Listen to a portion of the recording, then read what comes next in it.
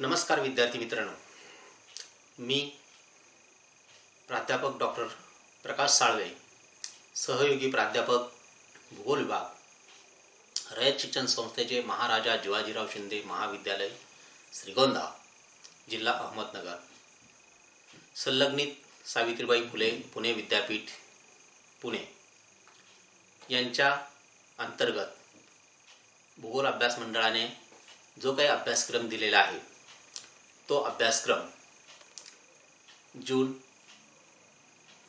2015 पासून TYBA special 3 साठी हा अभ्यासक्रम आपल्याला दिलेला आहे। तर पेपरचं जे काही नाव आहे ते नाव कृषी भूगोल हे आहे। तर हे कृषी भूगोल जे काय, त्या कृषी भूगोलामध्ये आपण पहिलं चॅप्टर जे काही ते पहिलं चॅप्टर बघत होतो। याच्या अगोदर आपण या ठिकाणी 2 व्हिडिओ आपले बघितले असतील तुम्ही। आता आपण या ठिकाणी आजच्या व्हिडिओमध्ये, आजच्या लेक्चरमध्ये आपण भारतीय अर्थव्यवस्थेतील कृषीचे महत्त्व आणि कृषी भूगोलातील आधुनिक काळातील प्रवाह याविषयी चर्चा करणार आहोत। तर खरं तर भारतीय अर्थव्यवस्थेत कृषीचं जर महत्त्व जर म्हटलं तर कृषीचा विकास जो काय हा आर्थिक विकासावर परिणाम करणारा एक महत्त्वाचा घटक मानला जातो। कारण भारत हा एक शेतीप्रधान देश आहे आणि शेतीतून मोठ्या प्रमाणात जो काही रोजगार जो काय असेल किंवा उत्पादन जे काही ते उत्पादन होतं आणि त्यावर त्या ठिकाणी भारताची अर्थव्यवस्था जी आहे ती अर्थव्यवस्था टिकून आहे। मेजॉरिटी जो काही भाग जो आहे तो भाग शेती या घटकाशी निगडित आहे। म्हणून हे भारतातील आर्थिक विकासामध्ये कृषीचं महत्त्व जे आहे ते अनन्यसाधारण महत्त्व म्हणून गणलं जातं। नव्हे तर भारताच्या राष्ट्रीय उत्पादनात कृषी क्षेत्राचा सर्वाधिक वाटा आहे। कारण सर्वात मोठ्या प्रमाणात जे काही उत्पादन जे काही ते उत्पादन इम्पोर्ट केलं जातं, निर्यात जे काही ते निर्यात केलं जातं। मग त्यामध्ये मसाल्याचे पदार्थ असेल, तांदूळ असेल किंवा चहा, कॉफी वगैरे हे जे काय आहेत तुम्हाला या ठिकाणी दिसतंय की आपण मोठ्या प्रमाणात म्हणजे मसाल्याचे पदार्थ इंग्रज भारतात आल्यापासून आपण मोठ्या प्रमाणात जे काही मसाल्याचे पदार्थ जे काही ते निर्यात करत असतो। तांदळाचं तर आपल्याला या ठिकाणी पेटंट मिळालेलं आहे।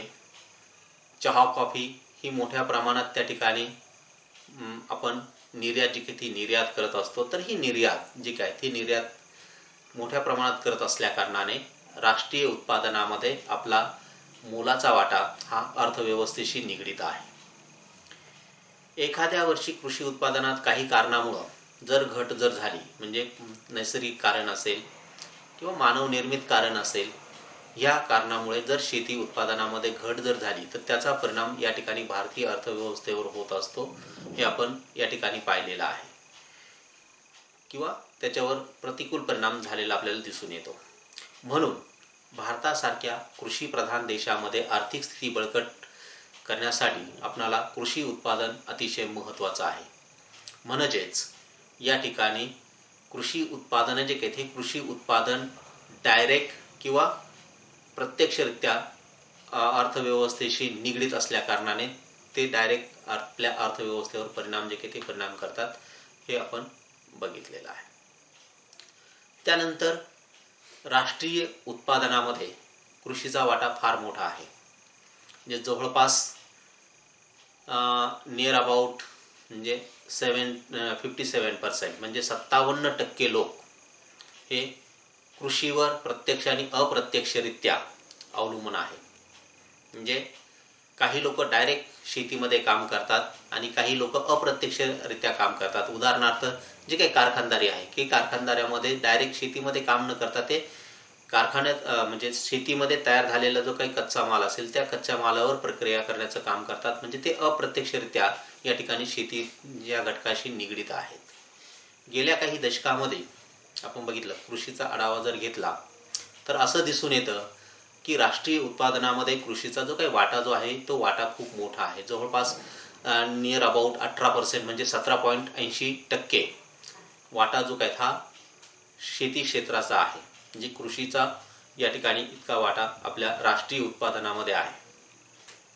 असे असले तरी या ठिकाणी आर्थिक विकासाच्या सिद्धांतानुसार भारतीय राष्ट्रीय आर्थिक उत्पादनामध्ये कृषीचा जो वाटा जो काय हा घटणारा आपल्याला दिसत असला तरी इतर देशांचा आपण तुलना जर केली तर त्यामध्ये आपला देशाचा जो काही वाटा जो आहे तो सर्वाधिकच आहे, जास्तच आहे. हे आपण इथे बघतो की वेगवेगळ्या प्रकारचे जे काय आपण या ठिकाणी माल जो काय हा माल या ठिकाणी एक्सपोर्ट केलेला आहे. म्हणजे इथे आपल्याला दिसतं आहे की आपण वेगवेगळ्या प्रकारचे जे काही माल जे आहे ते माल या ठिकाणी एक्सपोर्ट केलेले आहे. ठीक आहे ना. प्रॉडक्ट्स, शेतीतील जे काही प्रॉडक्ट जे असेल ते ॲग्रो प्रॉडक्ट म्हटलेलं आहे. त्यानंतर आपण बघतो की शेती हे असं एक क्षेत्र आहे की त्याच्यामध्ये रोजगार मोठ्या प्रमाणात निर्माण होतोय. म्हणजे शेती हा सातत्याने चालणारा एक आर्थिक व्यवसाय आहे की यामध्ये सर्वाधिक लोकांना सामावून घेतलं जातं. कारण भारतामध्ये लोकसंख्या जी काही ती लोकसंख्या प्रचंड आहे. म्हणजे चायनाच्या खालोखाल भारताची लोकसंख्या जी काही ती लोकसंख्या आहे. म्हणजे भारत हा लोकसंख्येच्या बाबतीमध्ये दुसऱ्या क्रमांकावर आहे. आणि ह्या लोकांना जर या ठिकाणी रोजगार द्यायचा असेल तर कंपनीमध्ये त्या ठिकाणी मर्यादित जागा असतात किंवा कारखान्यामध्ये मर्यादित जागा असल्यामुळे जास्तीत जास्त लोक शेती क्षेत्रात गुंतलेले आहेत आणि शेतीमध्ये जास्तीत जास्त लोकांना सामावून घेतलं जाऊ शकतं. म्हणून बरेचसे लोक शेती या घटकावर अवलंबून आहे. यामध्ये काही प्रत्यक्ष आणि काही अप्रत्यक्षरित्या या ठिकाणी शेतकरी आहेत. म्हणजे काही शेतकरी प्रत्यक्ष शेतकरी आहेत आणि काही दुसऱ्याच्या शेतावर जाऊन त्या ठिकाणी काम जे काही ते काम करत असतात. तसंच आपण बघतो की या शेती क्षेत्रामध्ये प्रामुख्याने कुशल आणि अकुशल, अर्धकुशल किंवा ज्याला आपण निमकुशल असं म्हणतो, या सर्व श्रमिकांना, रोजगारांना रोजगार त्या ठिकाणी दिला जातो. म्हणजे बेरोजगार जे काही असतील किंवा त्यांना त्या ठिकाणी रोजगार जो काही रोजगार या शेतीमध्ये उपलब्ध होऊ शकतो. भात असेल, कापूस असेल, या पिकांसाठी आपण इथे काही फोटोग्राफ दिलेले आहे. कापूस वेचणीचं काम, इथे कुशल मजुरांची आवश्यकता नाही किंवा भात लावणीसाठी कुशल मजुरांची आवश्यकता नाही. जेव्हा त्या ठिकाणी एखादं तंत्रज्ञान चालवायचं आहे, मशिनरी चालवायची आहे, त्यावेळेला तंत्रज्ञ कुशल कामगार जे काही ते कुशल कामगार आपणाला लागत असतात. तर हे कुशल, निमकुशल किंवा अर्धकुशल असे रोजगार म्हणजे बेरोजगारांना किंवा कामगारांना, श्रमिकांना काम जे काही ते काम शेतीमधून उपलब्ध होत असतं. म्हणजेच भारतात सर्वाधिक लोकसंख्या जी आहे ती शेती व्यवसायाशी निगडीत आहे किंवा शेती व्यवसायामध्ये गुंतलेली आपल्याला दिसून येते. जे आपण बघितलं की नियर अबाउट 57% म्हणजे 57% लोक जवळपास शेती क्षेत्रामध्ये डायरेक्ट आणि इनडायरेक्ट त्या ठिकाणी गुंतलेले आपल्याला दिसत आहेत. आपण याचा जर विचार जर केला, सन 2001 मध्ये जवळपास 24 कोटी लोकांना यातून रोजगार मिळालेला होता. म्हणजे आपण 2001 ची ही आकडेवारी आहे की 24 कोटी लोकांना शेतीने रोजगार जो काही रोजगार दिलेला आपल्याला दिसतो. यामध्येही 15 ते 59 हा जो काही वयोगट जो आहे तो वयोगटात जवळपास 69.5% लोक या व्यवसायामध्ये गुंतलेले आपल्याला दिसत आहेत. म्हणजेच या ठिकाणी हे जे काही प्रमाण आहे भारतीय अर्थव्यवस्थेवर त्या ठिकाणी त्याचा विपरीत परिणाम जो काही विपरीत परिणाम करणारा घटक ठरलेला आपल्याला दिसतोय. त्यानंतर औद्योगिक विकासासाठी कृषीचे जे काही महत्त्व जे आहे, म्हणजे आपणाला इथे ज्यूट असेल, कापूस असेल, हे ज्यूट आहे किंवा कारखानदारी असेल किंवा ऑइल मिल्स वगैरे जे काय असतील, म्हणजे तेल कारखाने जे काही ते तेल कारखाने, यासाठी मोठ्या प्रमाणात लागणारा जो काही कच्चा माल जो असेल, रॉ मटेरियल जे असेल, ते रॉ मटेरियल आपणाला या ठिकाणी शेती या घटकातून मिळत असते. म्हणजेच शेतीमधून विविध प्रकारची जी काही उत्पादने जे काही ती उत्पादने घेतली जातात. काही उत्पादनं या ठिकाणी कारखान्यांना लागणारा जो काही कच्चा माल असेल त्या कच्चा माल म्हणून उपयुक्त ठरत असतात. म्हणजे आपण बघितलं की या ठिकाणी ज्यूटचं एक उदाहरण दिलेलं आहे इथे, ज्यूट किंवा कापसाचं या ठिकाणी एक इंडस्ट्री जी काय आहे, कापूस उद्योग, त्यासाठी कापूस जो काय हा कापूस शेतामधून पिकवला जातो. किंवा ज्यूट जे काय बारदाना वगैरे जे काही तयार करण्यासाठी लागणारं जे काय आहे, किंवा साखर उद्योग, तर ऊस साखर उद्योगासाठी ऊस जो काय हा कच्चा माल म्हणून वापरला जातो.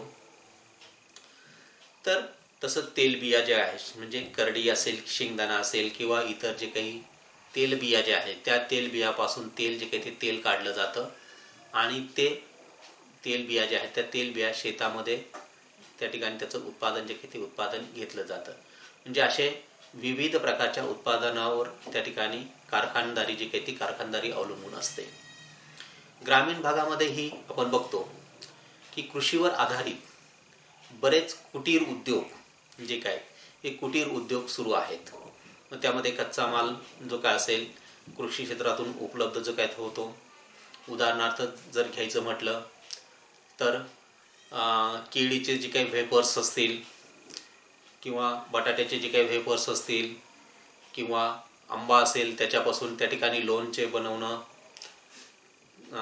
काजू प्रोसेस असेल, लिंबाचं जे काही प्रोसेस असेल, ह्या ज्या काही क्रिया ज्या आहेत त्या शेतामधून या ठिकाणी घेतलेले जे काही असतील पिकं जे असतील त्या पिकांवर आधारित या ठिकाणी जे काही कुटीर उद्योग जे काही ते कुटीर उद्योग चालत असतात.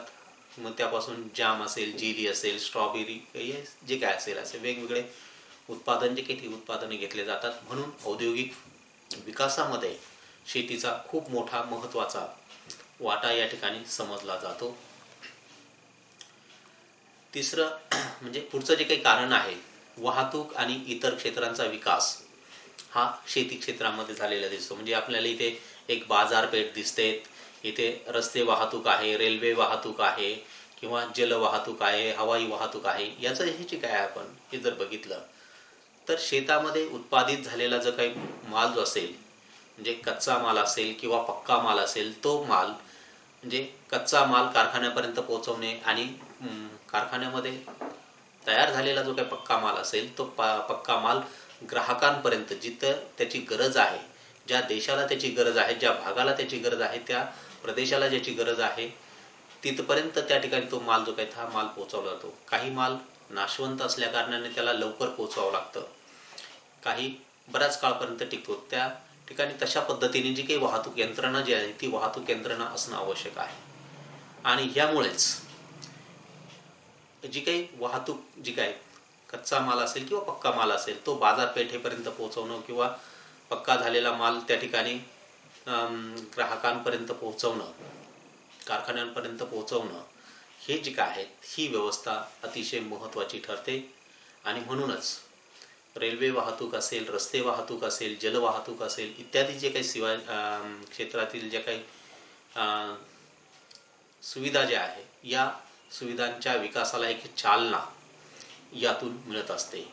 या व्यतिरिक्त विमासारख्या काही सेवा क्षेत्रांमध्ये देखील कृषींचा विकासाची अप्रत्यक्षरित्या निगडीत आहे. म्हणजे आपण या ठिकाणी बरेचसे त्या वाहनं असतील किंवा पिकांचं असेल किंवा कारखान्याचा असेल याचा विमा या ठिकाणी उतरवत असतो आणि त्याचा फायदा विमा कंपनींना त्या ठिकाणी होत असतो. म्हणजे अप्रत्यक्षरित्या शेतीवर त्याचा भार जो काही हा भार अवलंबून आहे. पर्यायाने भारतीय अर्थविकासावर त्याचा अनुकूल परिणाम जो काही हा परिणाम झालेला आपल्याला दिसतो. त्यामुळंच या ठिकाणी रस्ते वाहतूक सुधारलेली आहे, जलवाहतूक आपली चांगल्या प्रकारे झालेली आहे, त्यानंतर लोहमार्गाची वाहतूक आपली चांगली या ठिकाणी विकसित झालेली आपल्याला पाहायला मिळते. किंवा बऱ्याचशा मोठ्या प्रमाणात बाजारपेठा जे काही त्या बाजारपेठा देखील या ठिकाणी आपल्या विकसित झालेल्या दिसत आहेत. म्हणजे आपण आता जो काही माल आहे उत्पादित झालेला माल ग्रामीण भागातून शहरी भागामध्ये काही तासाच्या आत त्या ठिकाणी तो माल जो आहे तो माल आपण पाठवतो. म्हणजे दूध किंवा दुग्धजन्य पदार्थ असतील ते सुद्धा आपण ग्रामीण भागामध्ये दूध कलेक्ट करून ते दूध आपण शहरी भागामधील लोकांपर्यंत पाठवण्याची जी काही सुविधा जी आहे ती रस्ते वाहतुकीने असेल किंवा अन्य काही मार्गाने असेल त्या पद्धतीने ते केलं जात असतं. म्हणून त्याचा देखील विकास जो आहे तो विकास या ठिकाणी झालेला आपल्याला पाहायला मिळतो. विदेशी व्यापारातील महत्त्व म्हणजे भारतातून बऱ्याच वेळेला दूध आणि दुग्धजन्य जे काही पदार्थ जे असतील, मग त्यामध्ये चीज असेल, बटर असेल, दूध असेल, पनीर असेल किंवा दुधाची पावडर असेल किंवा त्यापासून होणारे जे काही सब प्रोडक्ट्स जे असतील, पेढे असतील, बर्फी असेल, मलाई वगैरे काय असेल ते, हे जे काय आहे, तूप असेल, हे या ठिकाणी मोठ्या प्रमाणात आपण निर्यात करत असतो किंवा ज्या भागामध्ये त्याची गरज आहे तिथपर्यंत पाठवत असतो. म्हणजे हे जे काय आहे, तसंच तांदूळ असेल, त्यानंतर मांस असेल किंवा तूप असेल, चहा असेल, कॉफी असेल, तंबाखू असेल, काजू असेल, मसाल्याचे पदार्थ असतील किंवा कांदा देखील, असे विविध प्रकारचे जे काही घटक जे आहेत, हे घटक, रबर हे पण आहे, म्हणजे हे तंबाखूचं आहे आणि हे रबरचं आहे, हे आपण मोठ्या प्रमाणात या ठिकाणी निर्यात करत असतो. आणि निर्यात केल्यानंतर आपल्याला विदेशातून मोठ्या प्रमाणात परकीय चलन जे काही ते परकीय चलन आपल्याला मिळत असतं. आणि हे परकीय चलन किंवा त्यातून आपण डेअरी उत्पादनं, फळं वगैरे जे काही भाजीपाला आहे इत्यादीची आयात वगैरे निर्यात जे काही ते करत असतो. आणि यातून जो काही विकास जो काय हा विकास यामध्ये साध्य केला जातो. आणि परकीय चलनाचा वापर करून यंत्रसामुग्री असेल, तंत्रज्ञान असेल इत्यादीसाठी आयातीसाठी आपण याचा आर्थिक विकास जो काय हा विकास साधण्याचा प्रयत्न जो आहे ते प्रयत्न आपण करत असतो.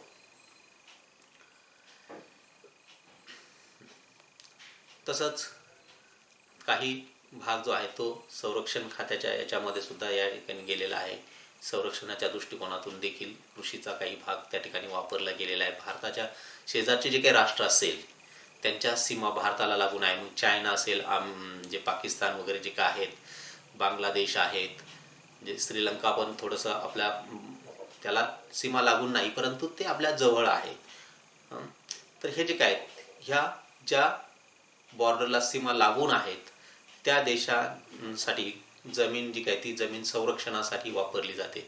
म्हणजे संरक्षणाचा हेतू म्हणजे इथे आपण दिसतंय आपल्याला. आता आपल्याकडे चायना आणि भारतामध्ये जे युद्ध जे काही हे मागे पुढे सरकण्याचं काम जे काही ते आपण नेहमी टी व्हीवर त्या ठिकाणी ऐकतो, पेपरमध्ये वाचतोय की चायना या ठिकाणी पुढे सरकलेलं आहे, भारताने पुन्हा त्यांना पाठीमागे सरकवलेलं आहे. आपलं जे काही सैन्य जे आहे ते सैन्य त्या ठिकाणी सातत्याने लढत आहे. म्हणजे ही जी काही जमीन आहे हे युद्धभूमीसाठी त्या ठिकाणी वापरली जाते. म्हणजे सीमारेषेच्या जवळील जमिनीचं बरंचसं क्षेत्र जे आहे ते कृषी क्षेत्र संरक्षणाच्या हेतूने या ठिकाणी वापरलं जात आहे. म्हणजेच संरक्षणाच्या हेतूसाठी सुद्धा बहुमोल असं भारतीय कृषी क्षेत्र खर्च जे काही ते खर्ची पडलेले आपल्याला पाहायला मिळत आहे. सरकारी उत्पादनाचे प्रमुख साधन देखील आहेत की आपणाला या ठिकाणी आपला जो काही मालमत्ता जी असेल त्या मालमत्तेवर आपल्याला कर जो काय हा कर भरावा लागतो. म्हणजे आपण सातबारा जमिनीचा सातबारा जो काय तर सातबारा म्हणजे काय की आपल्याला त्या ठिकाणी जे काही क्षेत्र आहे त्या क्षेत्रावर आधारित काही कर जो आहे तो कर शासनाला द्यावा लागतो. म्हणजे राष्ट्रीय उत्पादन कृषी क्षेत्रामध्ये जवळपास हे जे काही प्रमाण आहे ते 32% त्या ठिकाणी आहे. म्हणजे शेतीवर लावण्यात येणाऱ्या वेगवेगळे जे काही कर असतील ते कर सरकारला त्या ठिकाणी उत्पन्नातून प्राप्त होत असतात. तर म्हणजे आपण 7/12मध्ये ज्या वेळेला काढतो त्यावेळेला त्याच्यावर डिटेलमध्ये आकडे जे काही ते आकडे असतात. म्हणजे किती शेतसारा जो काय हा किती त्या ठिकाणी भरलेला वगैरे आहे, किती क्षेत्र आहे, किती त्या ठिकाणी शासनाला त्याचा कर जो काय हा कर भरलेला आहे वगैरे वगैरे हे आपल्याला काही द्यावे लागतात. तर हेही आपल्याला सांगता येईल.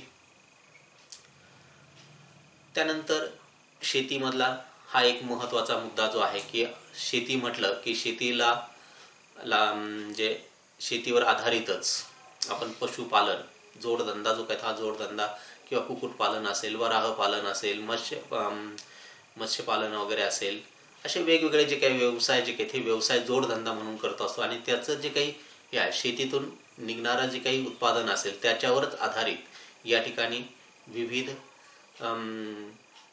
जो व्यवसाय जो आहे जोडधंदा जो आहे तो केला जातो. म्हणजे अन्नधान्य असेल, पिकांपासून मिळाल्यानंतर पिकांचा उर्वरित जो काही भाग असेल तो गुरांसाठी आपण चारा म्हणून त्या ठिकाणी उपयुक्त ठरतो. म्हणजे भारतामध्ये मोठ्या प्रमाणात पशुधन जे काही ते पशुधन आहे आणि यांना चाऱ्याची आवश्यकता असते. आणि म्हणूनच उत्पादन झाल्यानंतर जो काही शिल्लक राहिलेला जो काही भाग असेल, मग तो मका असेल, ज्वारी असेल, बाजरी असेल किंवा अन्य काही जे काही घटक जे काही असेल त्या घटकांचा चारा म्हणून वापर केला जातो. धान्य वगैरे काढल्यानंतर शिल्लक राहिलेला जो काही भाग असेल, म्हणजे कडधान्याचं सुद्धा त्या ठिकाणी हे जे काही बाकीचं राहिलेलं जे काही मटेरियल असेल तर जनावरांना चारा म्हणून वापरला जातो. आणि हे केल्यामुळं साहजिकच कृषी क्षेत्रामध्ये प्राप्त होणाऱ्या चाऱ्यावर प्रक्रिया करून पशुसाठी या ठिकाणी उत्पादन जे काही ते उत्पादन घेतलं जातं. अशा प्रकारे देशाचे आर्थिक नियोजन धोरण जे काही ठरवताना कृषी क्षेत्रात प्राधान्य जे काही ते प्राधान्य दिले जाते. भारतातील कृषी हा अर्थव्यवस्थेचा महत्त्वाचा एक घटक मानला जातो की ज्यामुळे त्या ठिकाणी अर्थव्यवस्था जी काही ती अर्थव्यवस्था बळकट होऊन देशाचा सर्वांगीण विकास जो काही हा सर्वांगीण विकास होत असतो. आणि म्हणून भारताच्या प्रत्येक पंचवार्षिक योजनेमध्ये कृषी विकासावर मोठ्या प्रमाणात आर्थिक तरतूद जी काही ती तरतूद करण्यात आलेली आहे किंवा केली जाते. प्रत्येक वेळेला या ठिकाणी भारताचं जे काही कृषी धोरण जे काही की कृषी धोरण त्या ठिकाणी राबवलं जातं की आपल्याला अजून काय काय सुविधा देता येतील. मग त्या ठिकाणी एक खिडकी योजना वगैरे असेल किंवा शेतकऱ्यांना काही सवलती जे काही ते सवलती देणं, बियाणं देणं, त्यांना अवजारं देणं, त्यांना शेतीमधील तंत्रज्ञानाची माहिती जी किती माहिती देणं, अशा प्रकारचे जे काही उपक्रम जे आहेत ते उपक्रम शासन जे काही ते शासन राबवत असतं. त्याचबरोबर आपण एक शेवटचा जो काही मुद्दा जो होता तो म्हणजे कृषी भूगोलातील आधुनिक काळातील प्रवाह. जे काळाच्या ओघामध्ये शेतीमध्ये जे जे काही बदल होत गेलेले आहेत ते बदल आपण त्या ठिकाणी अभ्यासले गेलेले आहेत आणि त्याच्या आधारे आपण भविष्य काळामध्ये या ठिकाणी नवनवीन तंत्रज्ञान कसं वापरता येईल किंवा आता आपण या ठिकाणी पारंपरिक पद्धतीतून यंत्रयुगामध्ये आलेलो आहोत.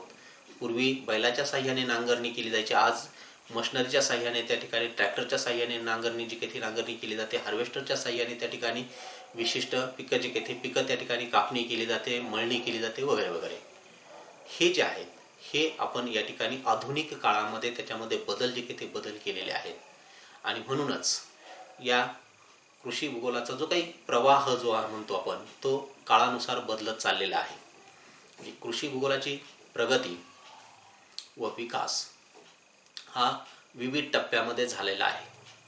जे 20व्या शतकाच्या वितरणाचा आपण उत्पादनाचा जर अभ्यासचा समावेश केला होता, 1920 पासून कृषीची जी काही प्रगती जी आहे ती प्रगती आणि विकासाची जी चालना जी काही ती चालना सातत्याने मिळत गेली. काही उदाहरणं जर बघितले तर इसवी सन 1939 आणि 1945 या दरम्यान कृषी उपयोजन म्हणजे ती जमीन जी आहे ती जमीन कोणत्या पिकाखाली किती जमीन जी काही ती जमीन व्यापलेली आहे किंवा कशा कशा खाली, मग ते फॉरेस्ट असेल किंवा नद्यांखाली किती जमीन आहे किंवा वसाहतीखाली किती जमीन आहे, हे लँड यूज पॅटर्न म्हणजे कृषी भूमी उपयोजन हे जे काय आहेत. बऱ्याच वेळेला शेतकरी शेतामध्ये घर बांधतो वगैरे वगैरे असे जे काही हे उपयोजन त्याने कसं केलेलं आहे, शेतीचं विभागणी कशी केलेली आहे, कोणत्या भागामध्ये कोणत्या प्रकारचं पिकं घ्यायची आहे ते ठरवलं जातं. आणि हे जे काय हे कृषी भूगोलाच्या अध्ययनात अभ्यास केला जातो. ब्रिटनमध्ये सुद्धा अशा प्रकारचे कृषी भूमी उपयोजन सर्वेक्षण विभागाचा मोठा वाटा त्या ठिकाणी मानला जातो. जे कृषी भूगोलातील जे काही क्षेत्र जे आहेत किंवा कार्य जे आहेत हा मुद्दा उपयोजन नियोजनासाठी एक मैलाचा दगड ठरलेला आपल्याला दिसतो. कृषी भूगोलामध्ये विविध जे काही संशोधन झालेले आहेत की ज्याच्यामध्ये त्या ठिकाणी सांख्यिकी आकडेवारी जी काही किंवा संख्याशास्त्राचा आपण त्या ठिकाणी वापर केला आणि त्यातून वेगवेगळ्या प्रकारचे जे काही मॉडेल्स जे काही ते मॉडेल्स तयार केले आणि त्याचा वापर त्या ठिकाणी कृषी उत्पादनाचं ॲनालिसिस करण्यासाठी पृथक्करण करण्यासाठी आपण त्याचा वापर केला गेला. आणि यातून या ठिकाणी कृषी भूमीचा वापर आणि गैरवापर हे जे काय हे त्या ठिकाणी दिसून आलं.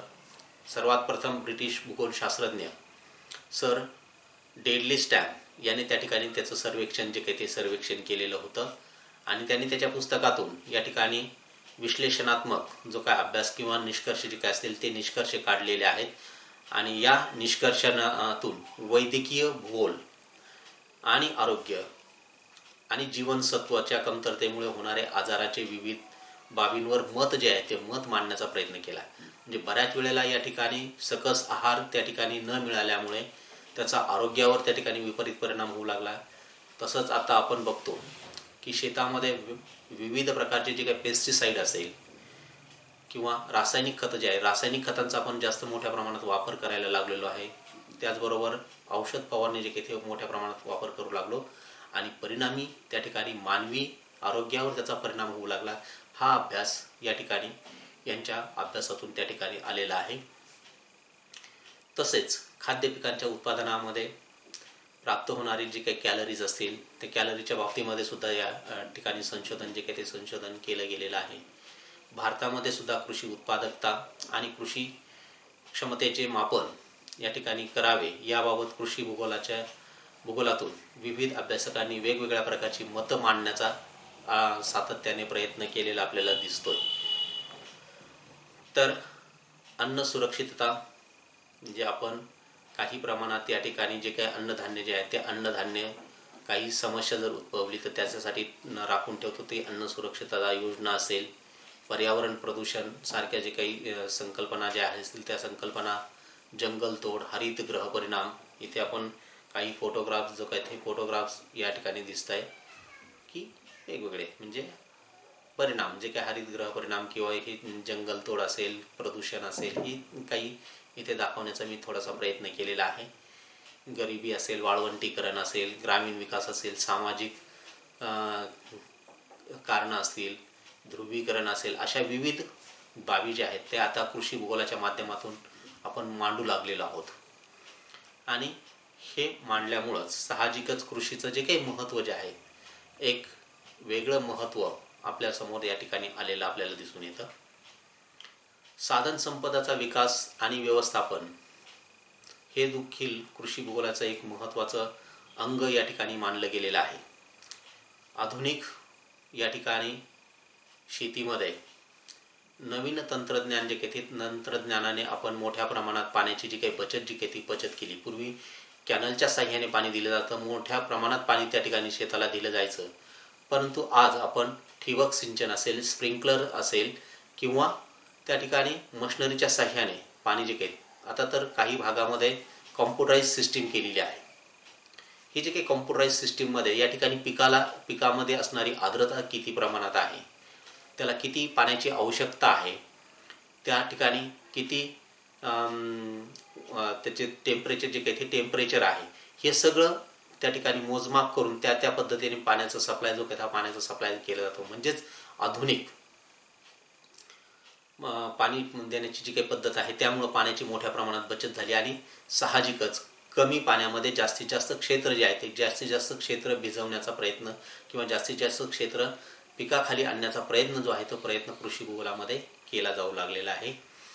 आणि त्यातून पिकांची उत्तम जी काही ती उत्तम वाढ, त्याचबरोबर जमिनीची गुणवत्ता देखील जी काय ती देखील राखण्याचा प्रयत्न या ठिकाणी केला जातो.